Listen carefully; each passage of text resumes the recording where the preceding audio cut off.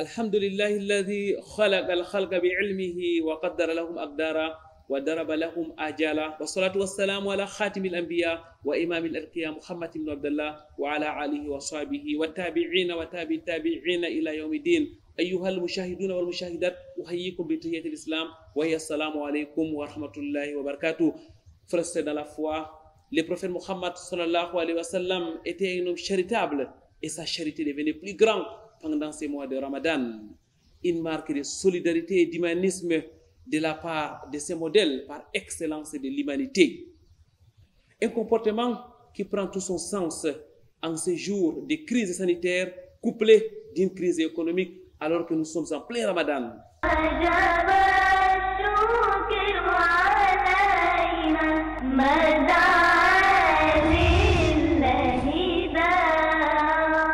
Très chers téléspectateurs, mesdames, mademoiselles, messieurs, bienvenue sur ce plateau de votre rendez-vous hebdomadaire sur le canal D International. Bienvenue dans la mosquée centrale numéro 3 où nous allons continuer avec notre série d'émissions sur le Ramadan. Cap aujourd'hui sur le thème Ramadan, rendez-vous de l'humanisme. Au-delà de l'entretien, votre émission Vêtue de l'Islam, c'est aussi au cœur de la société, la Salmodie du Saint Al-Quran al-Karim, mais aussi et surtout Quiz Ramadan, votre rubrique spéciale Ramadan. Pour commencer, écoutons la parole d'Allah.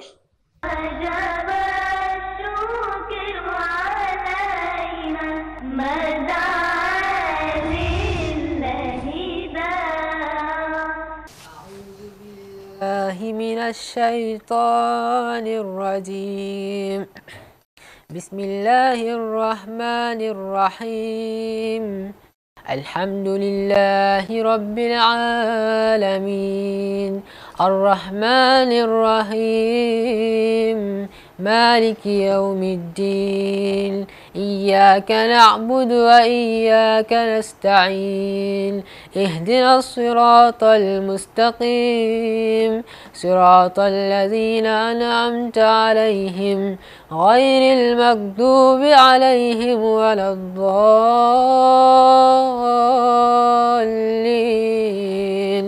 آمين.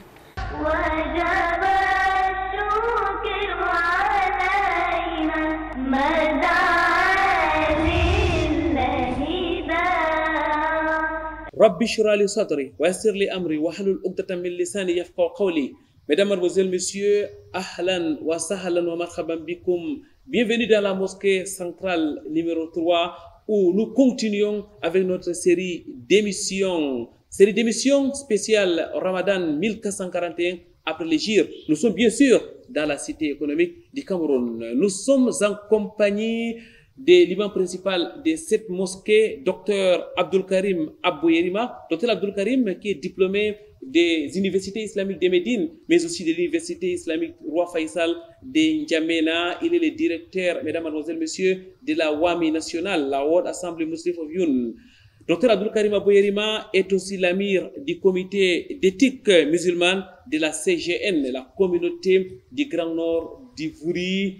Docteur, assalamu alaikum wa rahmatullahi wa barakatuh. Wa alaikum assalam wa rahmatullahi wa barakatuh.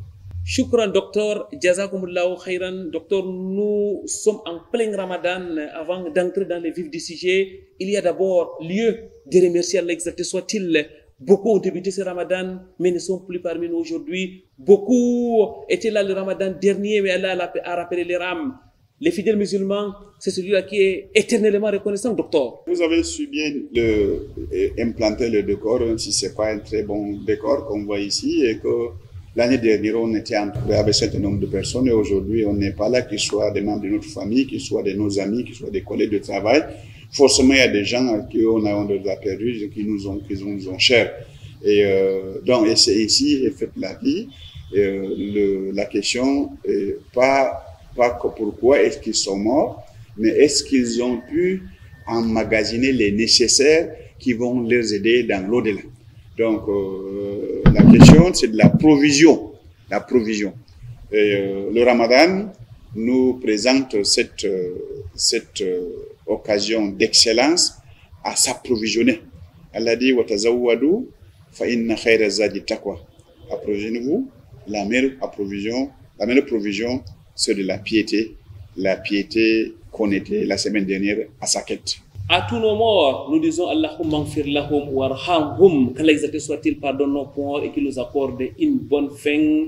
Docteur, nous allons parler du mois de Ramadan comme un rendez-vous de l'humanisme aujourd'hui. Avant de rentrer dans la spécificité de ces mois, on va d'abord parler de l'humanisme sur le plan général. Docteur, lorsqu'on dit humanisme, ça veut dire quoi exactement dans le jargon islamique? L'humanisme, c'est l'action qu'un individu mène ou une société mène vers un autre individu ou une autre société. Et pour raison d'être, parce que l'autre est là, il existe. Pour cette raison, on produit un certain nombre de services ou un certain nombre d'actions à l'encontre de la personne. Et sans attendre des gains, sans que l'action ne soit motivée ou lucrative d'ici-bas. Donc c'est ça en fait la définition. Donc maintenant, quand vous dites que l'action humanitaire en islam, il doit avoir un certain nombre de paramètres. Mais le plus important de ces paramètres, c'est la sincérité. Vous savez que dans toutes les adorations de l'islam, on exige deux conditions. La sincérité et la conformité avec la charia. Et alors cet humanisme aussi doit être sincère, c'est-à-dire le mobile, ce n'est pas pour que vous gagnez du matériel, mais même pas aussi de potion sociale. Et peut-être même pas aussi pour qu'on parle bien de vous, ou bien pour vous devenir un vedette. Non. Vous posez cette action par la cause d'Allah subhanahu wa ta'ala, et c'est à lui seul que vous attendez votre récompense. Allah exalté soit-il et son messager mentionne-t-il ouvertement l'humanisme dans leurs propos? L'humanisme est mentionné si vous voulez, dans tout le Coran. Il n'y a pas un seul endroit là où vous parlez, vous lisez et vous ne trouvez pas le mot de anfaqa fi sabilillah ou infaq fi sabilillah. Dépenser pour le chantier d'Allah subhanahu wa ta'ala. Et dans le chantier d'Allah subhanahu wa ta'ala, les hommes sont présents, qu'ils soient des pauvres, qu'ils soient des fukara, masakin, des très pauvres, qu'ils soient les hommes endettés, qu'ils soient des esclaves à libérer. Et toutes ces actions-là sont des actions humanitaires. Mais on a dit que ces actions doivent regarder en haut. C'est-à-dire, c'est des actions qui ne doivent pas être tournées pour les intérêts terrestres seulement. Allah subhanahu wa ta'ala dit wa yut'imuna at-ta'ama ala hubbihi miskinan wa yatiman wa asira innama nut'imukum liwajhillah la nuridu minkum jaza'an wala shukura. Allah subhanahu wa ta'ala dit nous vous nourrissons malgré que nous aimons la nourriture. Ala hubbi, malgré que nous aimons la nourriture. C'est-à-dire l'homme musulman, quand il donne, il ne donne pas seulement l'excédent. Il donne quand il a même besoin. Ils préfèrent l'autre, même s'ils sont dans le besoin. Donc, malgré qu'ils ont besoin de cette provision, eux-mêmes, ils en donnent aux autres. Ils donnent aux orphelins, ils donnent aux pauvres, ils donnent aux détenus. Et ils disent, on fait cela par la face de Allah subhanahu wa ta'ala. On n'attend pas de vous de remerciement, on n'attend pas de vous une récompense. Et Allah dit dans notre verset, La khayra fi kathirin min najwaakum illa man amara bi sadaqatin aw ma'rufin aw islahin bayna an-nas. Allah dit, il n'y a pas d'intérêt dans vos dialogues, sauf si vous en recommandez le sadaqa, l'aumône, ou bien vous recommandez le recommandable, ou bien vous réconciliez entre les deux hommes. Vous voyez, l'humanisme est là. Qu'il soit l'assistance humanitaire, qu'il soit les détenus de guerre, qu'il soit... Nous sommes dans l'humanisme, nous sommes dans le croissant international, mondial. Nous sommes au sein de ce travail-là. Mais, quiconque fait cela par la cause de Allah subhanahu wa ta'ala, Allah subhanahu wa ta'ala aime les bienfaiseurs.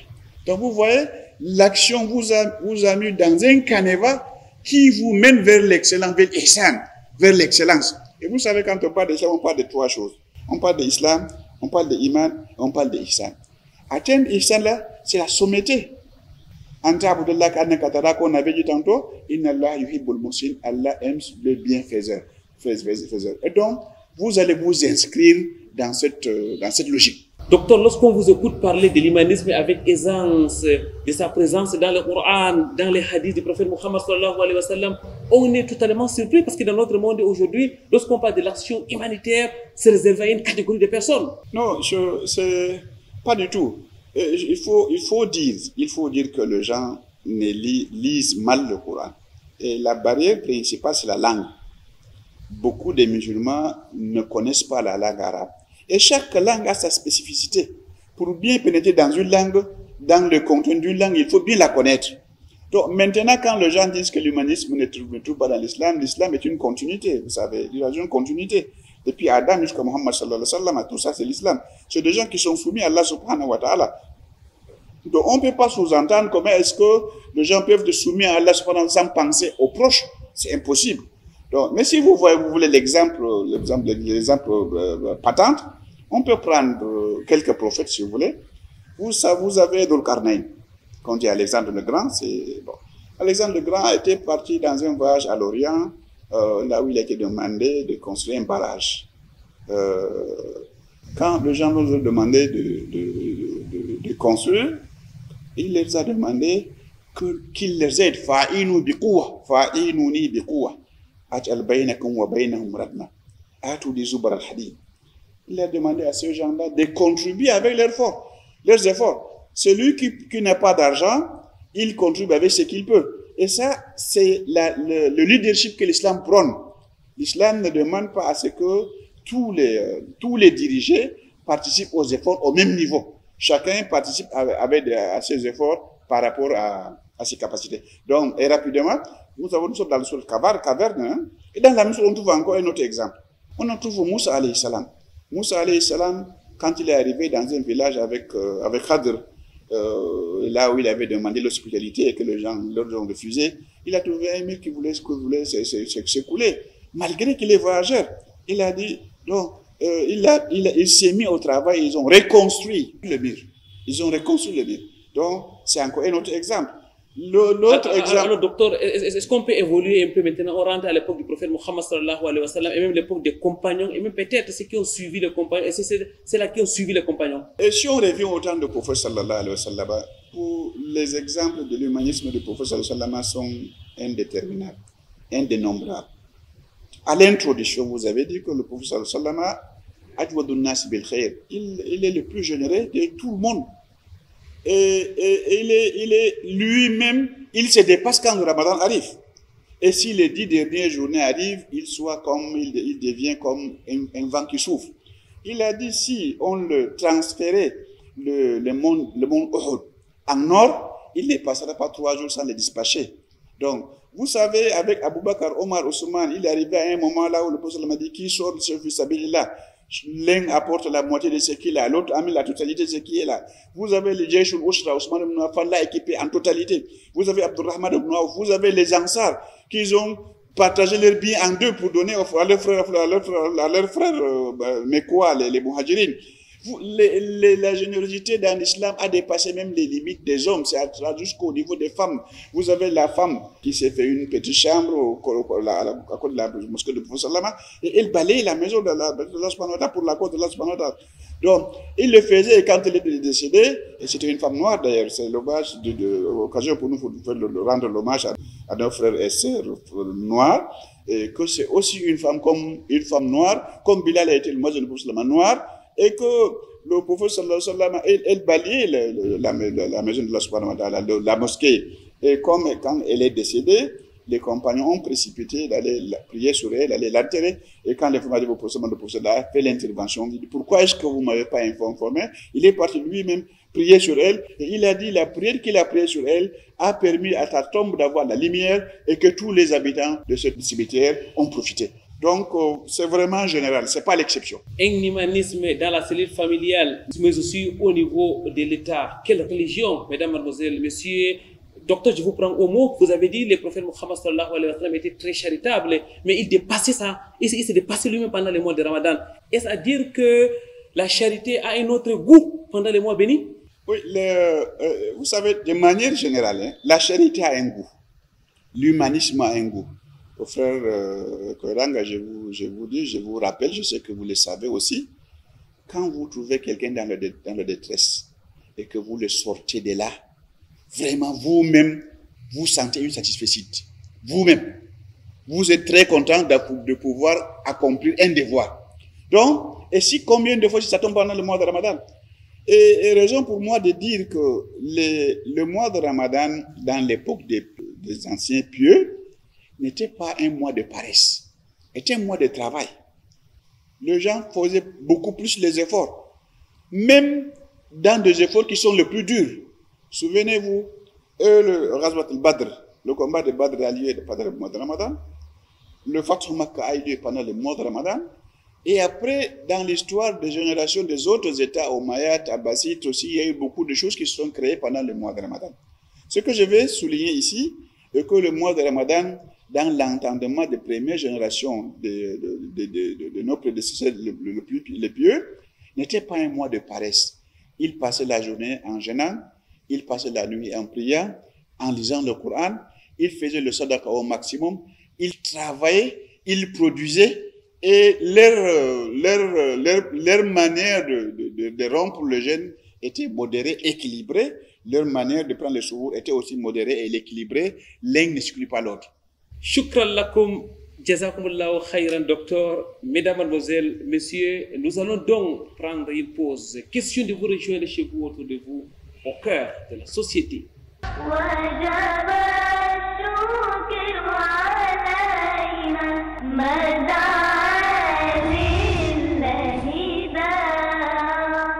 Du riz, des pâtes et autres denrées alimentaires. Un pack complet remis à 350 familles. C'était ce dimanche 10 Ramadan 1441 de l'Hégire au Centre professionnel de l'excellence de Douala. Cette offre de la plateforme Voisins Solidaires vient ainsi accompagner les fidèles en cette période de Covid-19. En fait, Voisins Solidaires, c'est une plateforme qui regroupe des amis, des collègues, des leaders d'associations, des leaders religieux, des cadres d'entreprises, d'entrepreneurs, qui a pour objectif de venir en aide aux nécessiteux, de venir en aide à la communauté, de venir en aide à la population. Nous souhaitons, dans un premier temps, de faire une distribution alimentaire pendant ce mois de Ramadan, au-delà du mois de Ramadan, aux nécessiteux. Et par la suite, c'est la mise en place d'un centre hospitalier pour répondre aux besoins en santé de la communauté, de la population, comme je le disais tout à l'heure. C'est une plateforme qui est ouverte à tout le monde, c'est une plateforme qui est ouverte à toute personne qui peut contribuer, que ce soit financièrement. C'est une plateforme qui est ouverte à toute personne qui peut contribuer avec son temps, du matériel, du savoir-faire, des compétences. Soulignons-le quand même que l'idée est partie du fait que cette année, il n'y aura pas de Umrah, donc on s'est dit, ok, toute personne qui avait souhaité aller à la Umrah, il pourra faire sa Umrah, c'est-à-dire il aura la récompense de la Umrah. Dieu lui donnera, Inch'Allah, va le récompenser de son intention, mais surtout aussi il pourrait venir en aide avec ce budget Umrah, et nous savons bien que le budget Umrah, c'est quand même un budget assez intéressant. Ce projet original, né en ce début de Ramadan, prend ainsi corps avec cette distribution. Une distribution minutieusement préparée dans le respect des mesures barrières au Covid-19. L'opération de distribution de Pâques Ramadan de ce jour au Centre de formation professionnelle d'excellence concerne 350 familles dans un premier temps. Nous comptons par la suite toucher plus de 15 000 familles dans les zones en difficulté qui sont le Grand Nord, l'Est, le Nord-Ouest et le Sud-Ouest. Nous avons opté pour faire la distribution par groupe de 50 personnes. Donc nous avons commencé à 10h avec le groupe 1, 11h avec le groupe 2, etc. jusqu'au groupe 7 à 16h, Inch'Allah. Une action très appréciée des leaders religieux présents à cette cérémonie. Satisfaction également des bénéficiaires qui n'ont pas caché leur reconnaissance pour ce cadeau tombé du ciel. Nous sommes plutôt très réjouis. Et nous prenons cette initiative comme la réalisation de nos vœux, de nos invocations. Ça fait depuis que nous invoquons Allah afin que des initiatives de ce genre naissent dans la communauté. Et quand cela vient d'un certain nombre d'entrepreneurs, on peut être content. Il était temps d'islamiser, n'est-ce pas, les professions, d'islamiser les savoirs. Maintenant, surtout que les initiateurs sont en train de dire qu'ils ont pris l'élan à partir, n'est-ce pas, du prêche d'un savant. Cela veut dire que nous ne travaillons pas pour rien.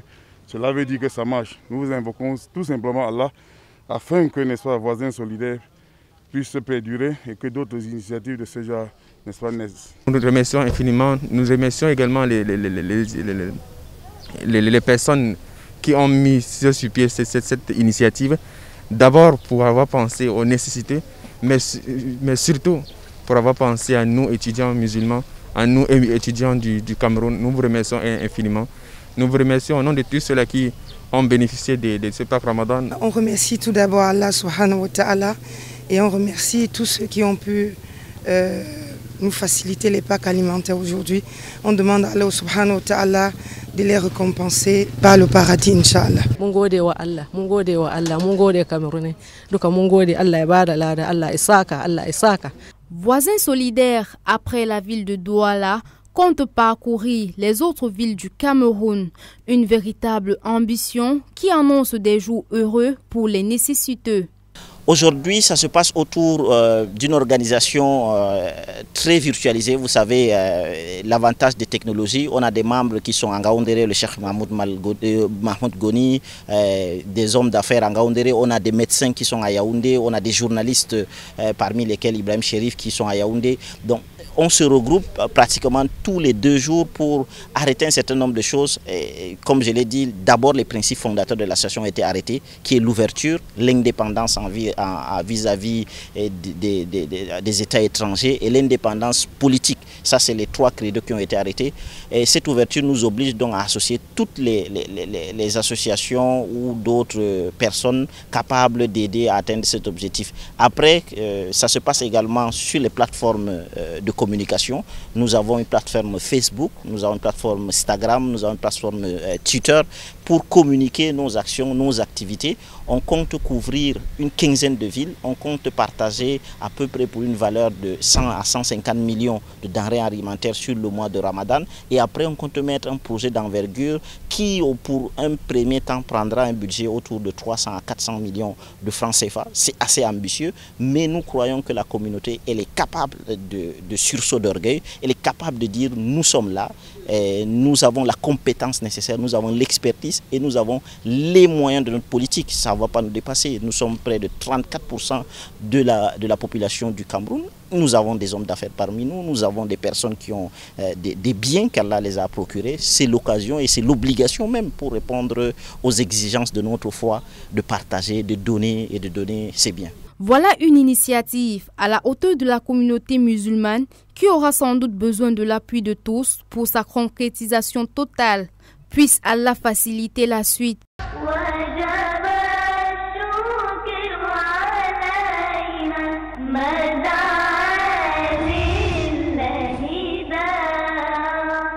L'assouplissement des mesures de lutte contre le Covid-19 apporte un ouf de soulagement à Bibamba Bonaloka. La communauté musulmane de cette localité renoue avec les prières en congrégation suspendues il y a 4 semaines. Cette décision intervient à l'issue de la réunion du 2 mai 2020 à la chefferie de Bonaloka. Sa Majesté Saïbou Oumara, le chef du quartier, les imams et les chefs de bloc se sont accordés sur certaines conditions avant de procéder à l'ouverture des mosquées.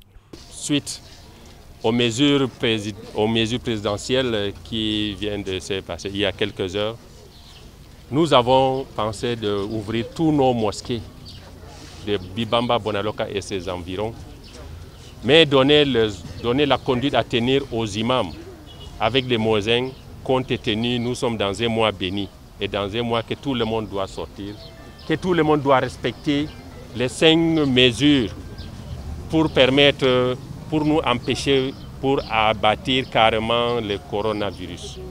D'abord, pour porter le casse-nez obligatoire, laver les mains obligatoire et empêcher les enfants d'aller à la mosquée, c'est une obligation. Et fermer tous les toilettes des mosquées et tous les bouillons par rapport à l'ablution dans le mosquée. Le matériel du lavage des mains, des cache-nez et gel hydroalcoolique sont remis aux chefs de bloc et imams. Ce don de la chefferie vise à accompagner les populations de Bibamba, Bonaloka et ses environs. si on veut entrer dans la mosquée, il faut qu'on lave ses mains et on porte ses masques. C'est obligatoire. Si quelqu'un n'a pas de masque, il ne doit pas entrer dans la mosquée.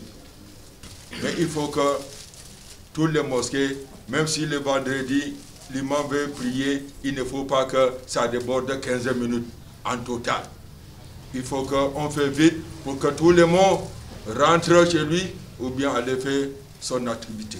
It's true that we can't really tell the level at which this thing is ravaging places, but for those who are vigilant enough or who have their ears open, they can really bear witness that this coronavirus of a thing is doing a lot of harm. Le docteur Mohamedou Bayero Fadil, superviseur général de la communauté du Grand Nord dans le Vouri, représenté par Mohamedou Bachirou, secrétaire général. Une présence qui a donné une coloration particulière à cet événement. Le secrétaire général de la CGN a renouvelé le soutien de son superviseur en annonçant la distribution de plus de 4000 masques dans les jours à venir. La communauté du Grand Nord, qui est fort implantée dans la chefferie du Bamba Bonaloka, voudrait donc une fois de plus appeler les populations à plus de vigilance. Il faut qu'on soit prudent. Nos actes doivent être des actes responsables, parce que cet ennemi invisible ne pardonne pas. Donc la communauté du Grand Nord est ouverte. Elle sera toujours aux côtés de Sa Majesté Saïd Oumara, qui est le président du Conseil de sages de la communauté du Grand Nord. Elle sera également toujours aux côtés des populations pour pouvoir vaincre dans cette pandémie. Au-delà du respect des mesures barrières, Sa Majesté Saïd Oumara a demandé aux imams de multiplier les invocations pendant ce mois béni du Ramadan, ce qui pourrait atténuer les effets du Covid-19 qui continue de faire des victimes au Cameroun et dans le monde.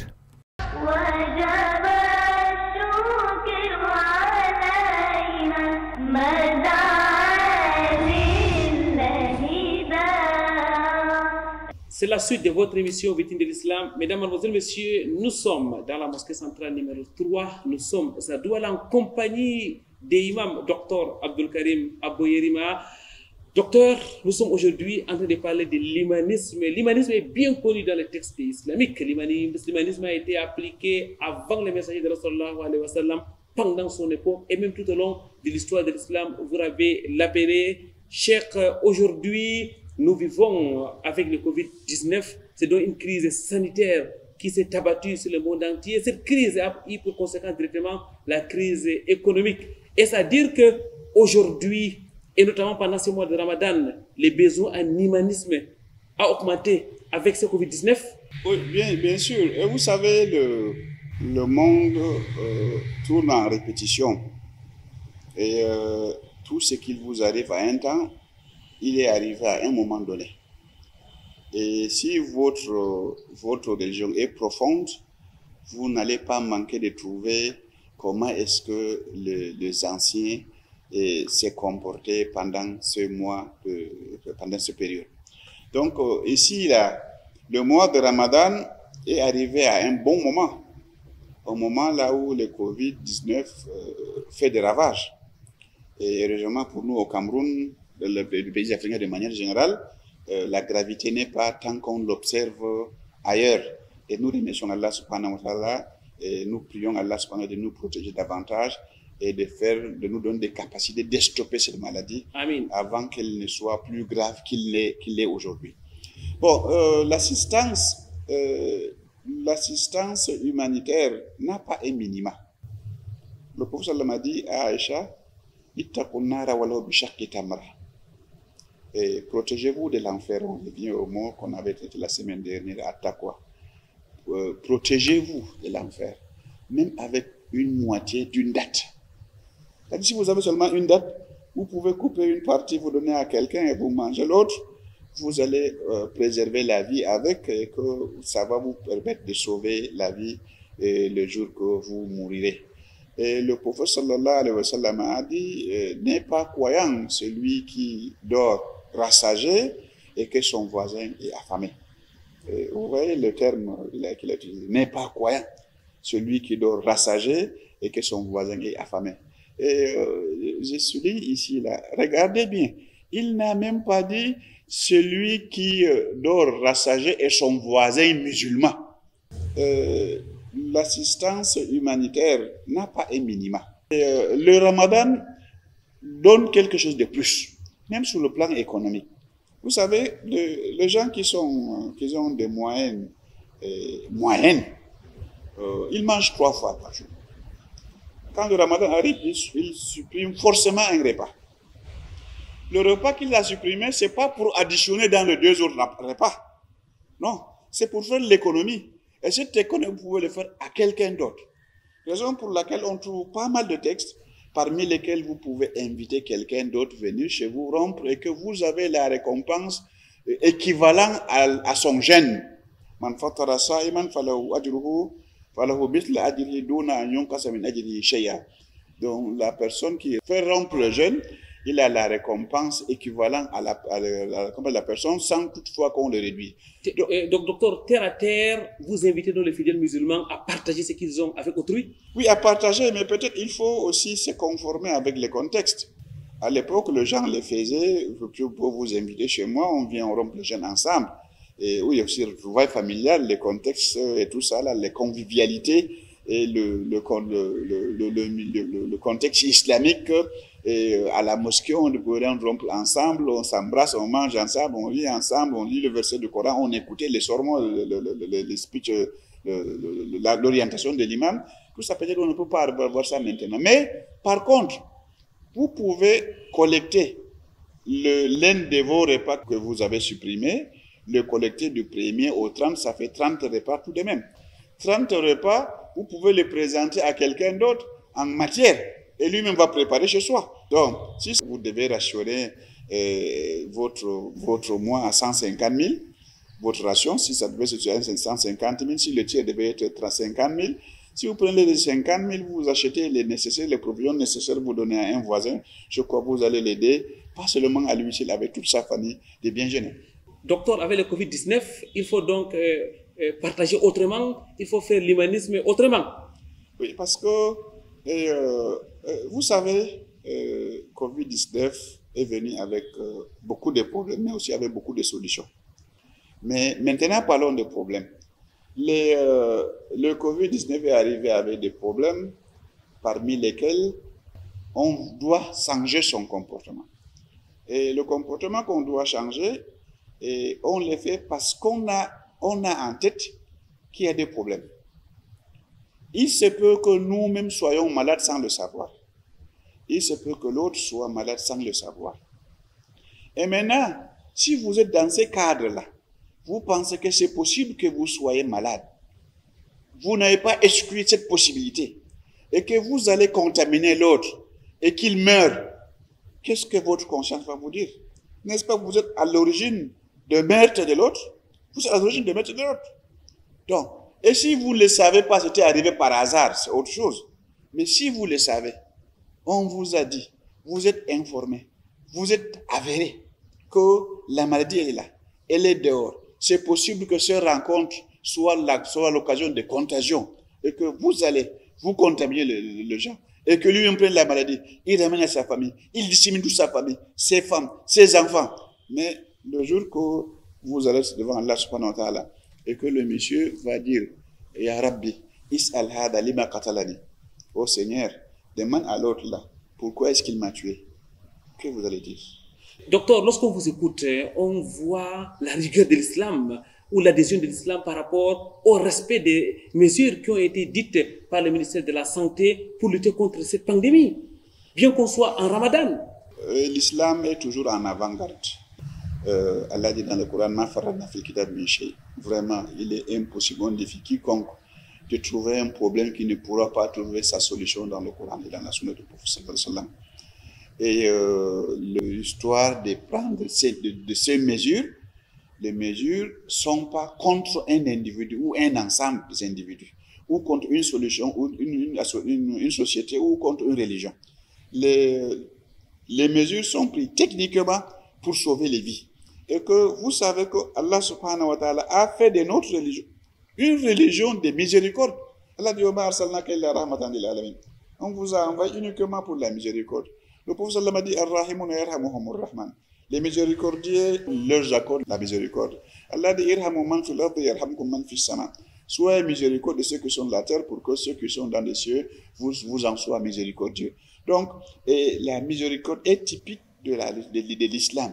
Donc, l'islam, avec l'humanisme, c'est indissociable.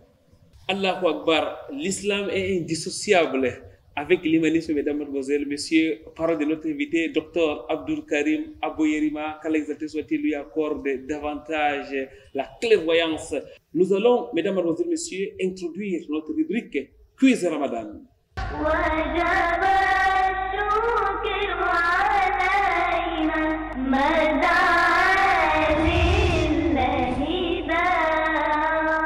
Alhamdulillahi Rabbil Alamin wa salatu wa salamu ala Rasulillah. Bienvenue à cette autre édition de votre rubrique Quiz Ramadan. Quiz Ramadan de ce jour, nous allons revenir bien évidemment sur les questions qui ont été posées la semaine dernière, les bonnes réponses avant de poser les questions de cette semaine. La semaine dernière, nous avons posé 3 questions. La première question était la suivante. Le prophète Nuh alayhi salam fait partie des 5 grands prophète de l'islam. C'était la première question à répondre par vrai ou faux. À cette question, il suffit de nous dire vrai. Le prophète Nuh alayhi salam fait partie des 5 grands prophètes de l'islam. La deuxième question, le mois de Ramadan se trouve entre Shaban et Rajab. Le mois de Ramadan se trouve entre Rajab et Shaban. Et il fallait donc répondre par faux parce que le mois de Ramadan se trouve plutôt entre Shaban et Shawwal. À cette question, il fallait donc répondre par faux. La troisième question, le compagnon Ali est le deuxième jeune à embrasser l'islam. C'est une question où il fallait répondre par faux parce que Ali radiallahu anhu est le premier jeune à avoir embrassé l'islam. Voilà donc à ce sujet. Et également, nous rappelons qu'il y a plusieurs gagnants à cette rubrique, à cette édition du quiz Ramadan, sauf que nous maintenons toujours le principe, les noms de tous les gagnants seront donnés à la fin du mois de Ramadan. Certainement, si vous êtes parmi ceux qui ont trouvé les bonnes réponses, au moins 3 éditions du quiz Ramadan. Le prochain quiz que nous vous proposons est le suivant. Tout ce qu'on appelle Sahaba, c'est-à-dire les compagnons du prophète Muhammad sallallahu alayhi wa sallam, l'ont vu. Tout ce qu'on appelle Sahaba ou compagnons du prophète Muhammad sallallahu alayhi wa sallam l'ont vu. À répondre par vrai ou faux. La deuxième question de cette semaine, le jeûne du mois de Ramadan est exclusif à la communauté du prophète Muhammad sallallahu alayhi wa sallam. Le jeûne du mois de Ramadan est exclusif à la communauté du prophète Muhammad sallallahu alayhi wa sallam. À répondre également par vrai ou faux. La troisième et la dernière question de la semaine, le Coran est entièrement révélé à la Mecque.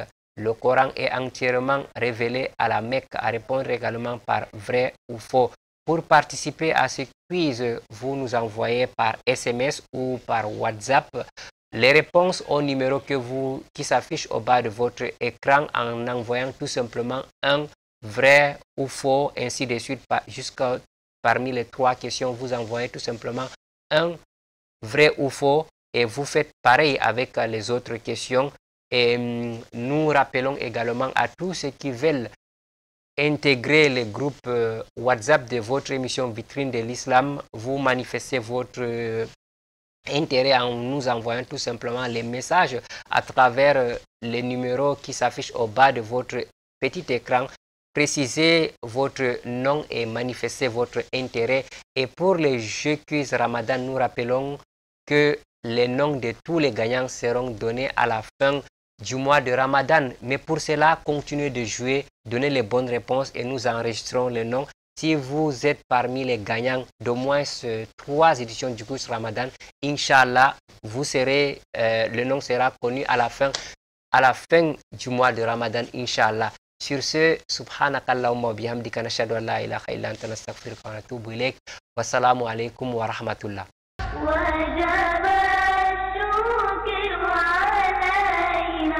مدى لله دا Allahumma inni a'udhu bika min al-barasi wal jununi wal juzami wa sayil asqan. Mesdames, Mademoiselles, Messieurs, nous demandons à l'exalté soit-il de nous protéger contre la peste, contre la folie, mais aussi les maladies graves telles que le Covid-19 qui est donc là parmi nous. La présence de cette pandémie ne saurait empêcher, mesdames, mademoiselles, messieurs, notre invité nous l'a rappelé, de faire la charité. Faire la charité autrement, partager autrement, c'est-à-dire en respectant les règles qui ont été prescrites par les professionnels de la santé. Docteur, l'humanisme est une réalité en islam, mais l'humanisme, pour quel fruit, les bienfaits, est-ce que c'est seulement dans l'au-delà ou bien c'est visible ici-bas? Ça existe. C'est visible ou pas visible, ça c'est un autre débat. Mais c'est qu'on constate que je pense que la satisfaction morale est le plus important de tout ça. Et quand vous assistez l'autre, vous avez cette satisfaction. Cette satisfaction morale, elle est capitale. Mais maintenant, quand on revient sur le résultat palpable de la chose, on parle de la foi. Le professeur m'a dit, dépense et qu'on dépense sur toi. Le professeur sallallahu alayhi wa sallam a fait l'invocation. Il dit, Allahumma a'ti munfiqan khalafan wa a'ti mumsikan talafan. Quiconque donne, Allah subhanahu wa ta'ala va lui donner une autre succession à ce qu'il a eu, à ce qu'il a dépensé. Donc si vous dépensez un, Allah vous remplace cela. Allah dit wa man yuqri qadaran hasanan fayudha'ifahu lahu ad'afan kathira.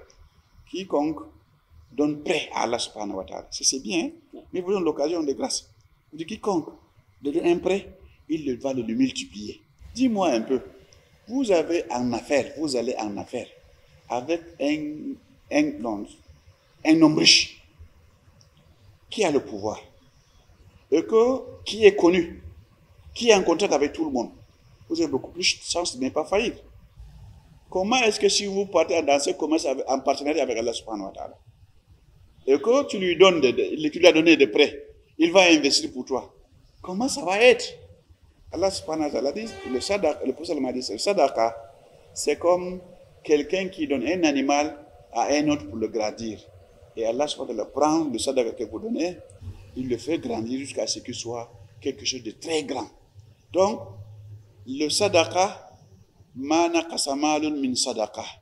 le bien ne soit jamais réduit par la cause de sadaqa. Autre, si vous avez des biens, vous avez des voisinages. D'abord, votre bien là, ce n'est pas votre bien à vous. C'est l'ensemble, c'est le bien de l'ensemble.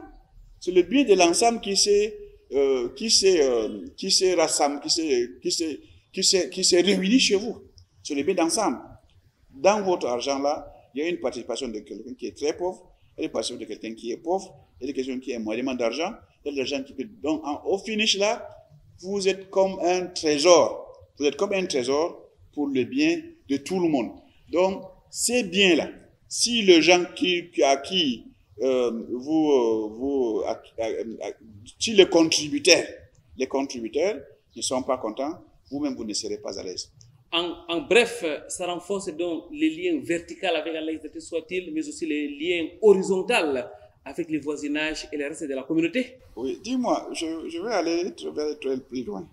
Je dis que si vous êtes un opérateur économique et que vous faites dans le social, une fois que vous avez le problème, c'est toutes les sociétés qui vont vous venir en secours. Mais si vous ne voyez que vous-même, le jour que vous aurez des prévisions en route, vous allez rester seul. Donc, c'est pour votre propre bien d'entretenir les autres. Vous les entretenez, vous avez la récompense dans l'au-delà, vous avez la reconnaissance de ces hommes et vous allez accroître votre clientèle. Docteur Abdelkarim Koyerima, vous êtes le directeur de la WAMI nationale. Avant de prendre votre dernier mot, comment se porte la WAMI? Alhamdulillah Rabbil Alamin, la WAMI c'est la World Assembly of Muslim Youth. C'est un organisme islamique international affilié aux Nations Unies et qui a pour siège l'Arabie Saoudite, mais qui a des vocations internationales. Le siège est à Riyad, il a un secrétaire général qui est à Riyad, il a un président, il a des membres le représentant de l'Afrique centrale et l'Afrique de l'Ouest, en ce moment, c'est un Nigérian, celui qui représente la région dans l'organisation de l'AWAMI. Et l'AWAMI, elle est là, l'AWAMI, elle fait de son mieux, et elle essaie de répondre comme elle peut à des différents appels. Vous savez, quand on vous parle d'un organisme international, et comme on avait dit la fois de la semaine dernière, la CGN s'appuie sur ses acteurs pour aider tout le monde. Et la WAMI aussi s'appuie sur ses donateurs pour appuyer tout le monde. Et si vous voyez, le monde, de manière générale, c'est pas petit. Donc tout ce monde-là, à chaque jour, il y a des demandes qui parviennent à la maison et que les gens essaient de répondre comme ils peuvent. Et vous n'ignorez pas ce qu'Allah a éprouvé les musulmans aujourd'hui avec des crises multiples dans le monde islamique. Et vous avez des déplacés partout. Et tout ça, là, ils attendent à un coup de cœur, à un coup humanitaire de ces organismes internationaux et que la WAMI en fait partie. Vous avez la guerre au Yémen qui est un cessez-le-feu. On espère bien que le cessez-le-feu doit être définitif et que la paix s'installe. Vous avez le problème en Syrie, vous avez le problème en Libye, vous avez le problème au Mali et dans le pays sahélien, vous avez le problème en Afghanistan, vous avez des problèmes au Thaïlande, vous avez des problèmes au Cachemire, le tableau est très long. Bon, mais le fait que les problèmes soient nombreux ne veut pas dire qu'on se focalise seulement à des réconciliations ou des pays qui sont à l'état de guerre.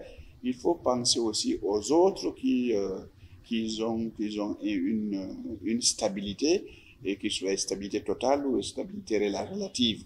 Donc, comme les pays de la sous-région, et que tous ceux-là, ces organismes internationaux pensent à eux. Et la WAMI pense au Cameroun avec les caravanes de santé que nous connaissons tous, la construction des mosquées, les iftars et les activités sont très nombreuses. Qu'Allah vous récompense, Dr Abdulkarim Aboyerima, ainsi que tous les donateurs à travers le monde. Quel est donc votre dernier mot? Pour la WAMI Cameroun, ça c'est notre label, parce que il y a Cameroun Office, WAMI Cameroun Office, même si on mène des activités dans des pays à côté, mais le bureau il est Cameroun. Et nous avons dans notre modeste réalisation un certain nombre important de réalisations. Nous envisageons, nous avons dépassé les 150 mosquées construites au Cameroun. Nous construisons par an, nous réalisons par an pas moins de 40 forages. Nous réalisons les actions saisonnières telles que les Iftar Saïm, telles que les Abaï. Nous appuyons les prédicateurs et les enseignants qui ont une prise en charge. Nous avons des mémorisations de Coran. Nous construisons des salles de classe. Nous avons des écoles nous-mêmes. Nous avons des mini-cités. Une mini-cité, nous en comptons d'en faire une deuxième. Nous avons des caravanes médicales ophtalmologiques et chirurgicales générales. Nous avons des réfugiés centrafricains que nous entretenons. Donc, nous avons quelques modestes activités que nous menons, mais on espère mener ces activités pour la cause de Allah subhanahu wa ta'ala. Et nous prions Allah subhanahu wa ta'ala qu'il les accepte. Et nous prions Allah subhanahu wa ta'ala de nous permettre d'alléger la souffrance de notre population. Merci, Dr Abdulkarim Aboyerima. Merci pour la modestie. Mais je dois quand même rappeler que vous êtes le fondateur des instituts Al-Aqsa ici à Douala. Je dois aussi rappeler que vous êtes le chef du quartier Al-Aqsa, dont vous êtes d'une autre à l'origine. Je dois aussi dire que vous êtes l'amir du comité d'éthique musulman de la CGN, la communauté du Grand Nord du Vouri. Je dois donc finir par votre poste avec lequel on vous connaît le mieux, c'est le directeur de la WAMI nationale. Qu'Allah vous récompense. Vous êtes imam de cette mosquée, la mosquée centrale numéro 3. Vous êtes donc l'imam principal, imam central numéro 3 donc de la ville de Douala.